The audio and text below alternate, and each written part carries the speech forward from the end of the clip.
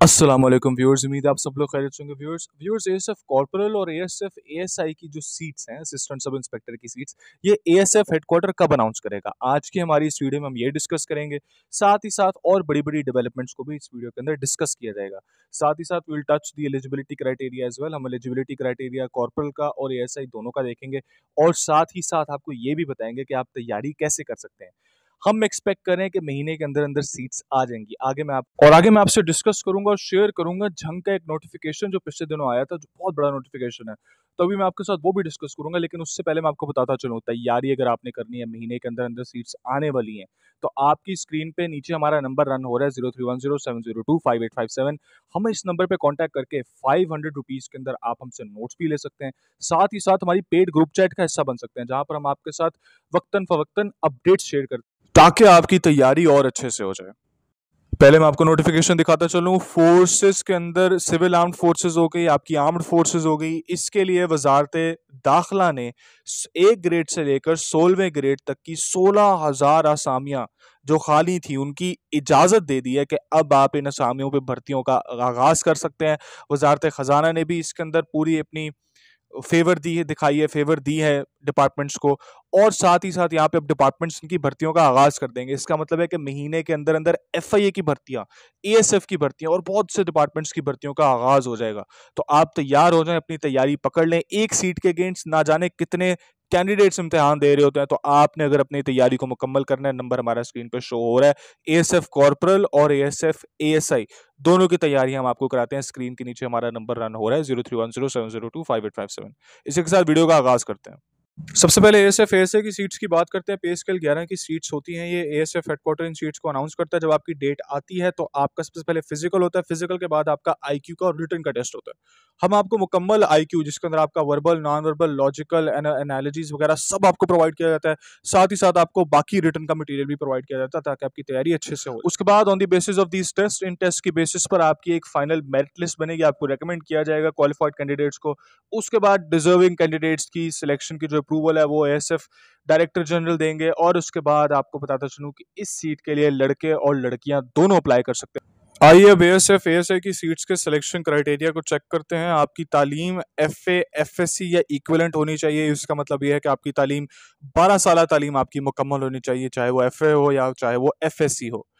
उसके बाद आपकी जो एज लिमिट है वो 18 से 25 के दरमियान होनी चाहिए। हाउएवर अगर आप हुकूमती किसी डिपार्टमेंट में ऑलरेडी काम कर रहे हैं तो आपको 5 साल की और एज रिलैक्सेशन अपर एज लिमिट में दी जाएगी। उसके बाद आपके फिजिकल स्टैंडर्ड्स कुछ ये होंगे। मिनिमम हाइट लड़कों के लिए 5 फीट 6 इंच है या 168 सेंटीमीटर है। हाइट के ऊपर कोई कॉम्प्रोमाइज नहीं है, ठीक है। ख्याल रखना आपने इस चीज का। अपनी हाइट अगर मेजर भी करेंगे तो सेंटीमीटर में करें। और फीमेल्स के लिए हाइट है 5 फीट 2 इंच या 157 सेंटीमीटर मिनिमम हाइट है ये। इससे नीचे 1 सेंटीमीटर भी होगा तो आपके लिए मुश्किल हो सकती है वहां पे। उसके बाद मिनिमम वेट लड़कों के लिए 48.1 केजी है और लड़कियों के लिए 45 केजीज है। इसके बाद आपने अपने वेट को पाउंड्स में भी देख लेना। लड़कों का पाउंड्स में वेट होना चाहिए 106 पाउंड और लड़कियों का 99.2 पाउंड। इसके बाद लड़कों की छाती मेजर की जाएगी। लड़कों की छाती छाती से हवा निकाल कर 32.75 इंच होनी चाहिए। और उसके बाद जो आपकी छाती, जब आप छाती में हवा वापस भरेंगे तो आपकी छाती में 34.75 हवा होनी चाहिए। छाती के अंदर एक्सपेंशन के साथ, फैलाव के साथ आप छाती को फैलाएंगे हवा भर के। तो आप इसकी यूट्यूब पे वीडियोस भी देख सकते हैं, हमारी वीडियोस भी हैं। आपने हाइट के मामले में, छाती के मामले में, वजन के मामले में गलती नहीं होने देनी। आपने ख्याल रखना है इन चीज़ों का। आपकी हाइट सही मेजर होनी चाहिए, छाती सही मेजर होनी चाहिए। जब कहें कि हवा भरें तो पूरी हवा भरनी है आपने, ठीक है। तो ये आपके फिजिकल क्राइटेरियाज, एजुकेशनल क्राइटेरियाज और एज क्राइटेरियाज हैं एएसआई की पोस्ट के लिए।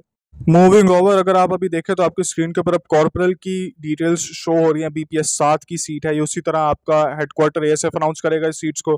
फिजिकल का टेस्ट होगा, आईक्यू का टेस्ट होगा, रिटर्न का टेस्ट होगा डेजिग्नेटेड एयरपोर्ट्स पे। क्वालिफाइड कैंडिडेट्स की एक मेरिट लिस्ट बनेगी। उस मेरिट लिस्ट और उन रिकमेंडेड कैंडिडेट्स को बाद में डायरेक्टर जनरल उनकी अपॉइंटमेंट के लिए ऑर्डर जारी करेंगे। और इन सीट्स के लिए लड़के और लड़कियां दोनों अप्लाई कर सकते हैं, कॉर्पोरल बन सकते हैं एएसएफ के अंदर। चलिए आइए अब कॉर्पोरल की सीट की आपके मिनिमम क्राइटेरियाज देख लेते हैं। मिनिमम क्वालिफिकेशन आपकी तालीम के हिसाब से मैट्रिक होनी चाहिए। Matric is your minimum qualification when it comes to your education.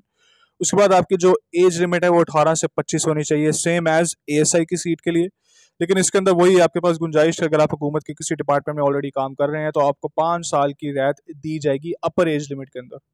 उसके बाद भी है फिजिकल स्टैंडर्ड ऑफ फिटनेस, आपकी फिटनेस किस तरह होनी चाहिए। तो उसी तरह मिनिमम हाइट लड़कों की 5 फीट 6 इंच या 168 सेंटीमीटर्स, वंस अगेन सेंटीमीटर्स है। ख्याल रखना है, कोई गुंजाइश नहीं है, हाइट के अंदर कोई कॉम्प्रोमाइज़ नहीं किया जाएगा। और लड़कियों की height 5 feet 2 inch 157 centimetres, once again कोई आपको गुंजाइश नहीं दी जाएगी, आपने इस चीज़ का ख्याल रखना है। आफ्टर दैट आपका मिनिमम वेट लड़कों के लिए 48.1 केजी है या 106 पाउंड्स, और लड़कियों के लिए 45 केजीज है या 99.2 पाउंड्स। पाउंड्स का भी आपने कन्वर्ट कर लेना है, हो सकता है अगर पाउंड्स में भी करें तो आपकी हाइट में, आपके वजन में कोई इशू ना आए। आफ्टर दैट वी हैव छाती।